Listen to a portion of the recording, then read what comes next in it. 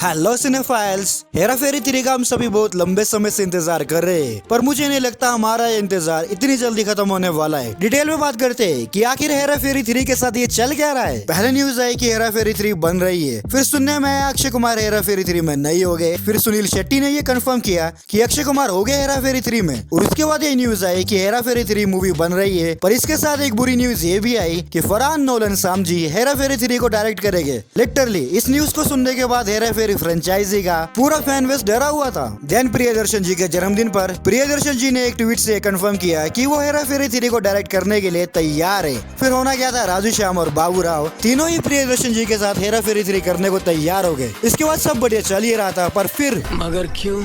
Recently Paresh Rawal ने खुद ये कंफर्म किया है कि वो हेरा फेरी 3 छोड़ रहे हैं। अब इस पर कुछ लोग बोल रहे थे मे बी मेकर्स और परेश रावल के बीच में कुछ क्रिएटिव डिफरेंसेस हो, जिस वजह से परेश रावल हेरा फेरी 3 में नहीं हो गए। पर ऐसा नहीं है। परेश रावल ने खुद ट्वीट करके ये क्लैरिफाई किया है मेकर्स और उनके बीच में कोई क्रिएटिव डिफरेंसेस नहीं है। अब परेश रावल ने हेरा फेरी 3 क्यों छोड़ी ये क्लियर नहीं है। कंट्रोल। इतना ही नहीं, इसके बाद एक और ट्विस्ट आया कि अक्षय कुमार ने परेश रावल को 25 करोड़ का लीगल नोटिस भेज दिया है। हिंदुस्तान टाइम्स पर एक आर्टिकल आया है जिसमें उन्होंने ये मेंशन किया कि अक्षय कुमार, जो कि हेरा फेरी 3 के प्रोड्यूसर भी है, इनके production house Cape of Good Films ने परेश रावल को 25 करोड़ का लीगल नोटिस भेज दिया है। अब इसके पीछे का रीजन ये बताया गया है कि परेश रावल ने बिना इन्फॉर्म किए मूवी को शूटिंग के बीच में ही छोड़ दिया, जबकि परेश रावल ने कॉन्ट्रैक्ट साइन किया था और इसके साथ ही साइनिंग अमाउंट भी लिया था। इवन अक्षय कुमार और सुनील शेट्टी के साथ मूवी की शूटिंग भी स्टार्ट कर दी थी। ऑब्वियसली इतना सब करने के बाद अगर कोई एक्टर मूवी से बैकआउट करेगा तो प्रोड्यूसर को नुकसान ही होगा, जिस वजह से अक्षय कुमार ने इस प्रोड्यूसर परेश रावल को 25 करोड़ का लीगल नोटिस भेजा है मूवी को बीच में छोड़ने के लिए। और उनके जाने से जो डैमेज हुआ है प्रोडक्शन हाउस को, लेग जितनी शूटिंग करी है परेश रावल के साथ, वो तो अब किसी काम की नहीं होगी, जिस वजह से प्रोडक्शन हाउस को काफी नुकसान हुआ होगा। यही रीजन है अक्षय कुमार ने परेश रावल को 25 करोड़ का लीगल नोटिस भेज दिया है। हिंदुस्तान टाइम्स ने यह भी बताया है कि जब उन्होंने प्रियदर्शन जी को रीच आउट किया तब प्रियदर्शन साहब ने कहा कि अक्षय कुमार के पास पूरा राइट है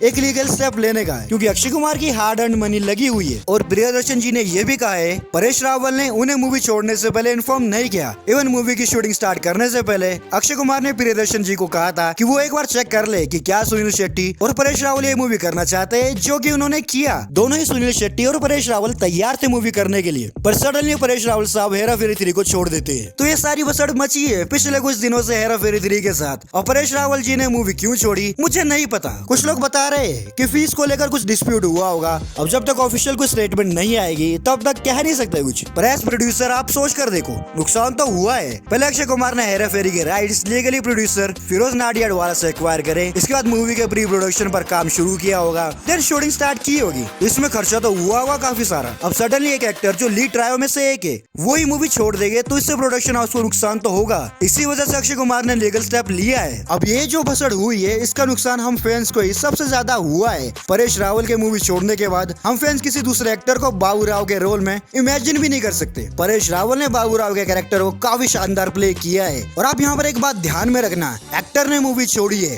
किरदार तो अभी भी प्रोडक्शन हाउस के पास ही है। मतलब अगर मेकर चाहे तो वो बाबू राव के किरदार के लिए किसी दूसरे एक्टर को साइन कर सकते हैं। देन अगेन ऑडियंस किसी दूसरे एक्टर को बाबू राव के रोल में एक्सेप्ट ही नहीं करेगी। एज अ फैन हम सब यही चाहेंगे परेश रावल कैसे भी करके दोबारा से हेरा फेरी 3 की टीम को ज्वाइन कर ले, जिसके चांसेस पर्सनली मुझे बहुत कम लग रहे हैं अब। एनीवेज आप बताओ क्या आप बिना परेश रावल के हेरा फेरी 3 देखना चाहोगे? मैं तो नहीं चाहूंगा यार। इस वीडियो को यहीं एंड करते हैं। जरो भाई ये क्या हुआ यार।